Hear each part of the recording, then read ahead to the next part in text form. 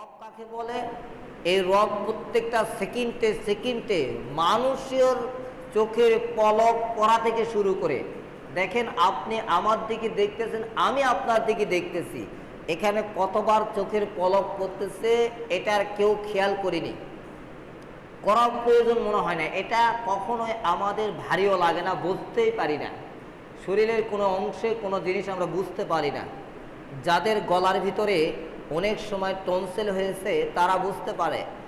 এমনিতে আমরা গলাটাকে ঢেকুস ফেলতেছি অথবা গলার চিপা দিচ্ছি, কিছু বুঝতে পারতেছেন না। যখন টনসিল হয় একবার গলাটা বারবার যেন ঢুকি চিপতে মন চায়, অথচ কতবার যে ঢুকি চিপতেছি এমনি এটা কখনোই গুরুত্ব দেই না, কখনো আমাদের কি করে না, মনে পড়ে না। কিন্তু আল্লাহ তাআলা মাঝে মধ্যে এগুলোকে তোমার যে কত দয়া, এই দয়াটা অনুভব করার জন্য এই রোগ বালাই দিয়ে থাকে।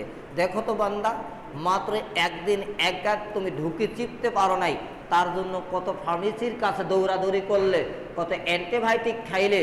আর আমি আল্লাহ যে তোমাকে 60 বছর 70 বছর পর্যন্ত গলাটা ভালো রাখলাম, একবারও আমার কি শুকরিয়া আদায় করতে অথবা আমার কুদরতি পায়ে তোমার সেজদা দেওয়ার মন চাইলো না ইচ্ছা করে? এরকমটি হলে তাহলে তোমরা যদি অকৃতজ্ঞ না হও, তাহলে কে আর অত অকৃতজ্ঞ হতে পারে বলুন? যদি এই জিনিসগুলো এতটা প্রয়োজনে আমরা গ্রহণ করতেছি, বুঝতে পারতেছি না।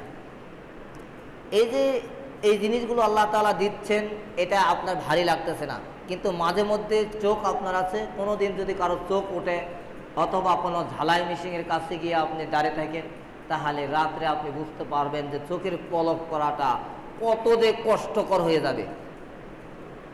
আর হাজার হাজার বার বান্দা তোমাকে চোখ ঠিক রেখেছি, চোখের উপরে পানি দিচ্ছি, এই পানি ক্লিন করতেছি, এটা তোমার মনে হচ্ছে না?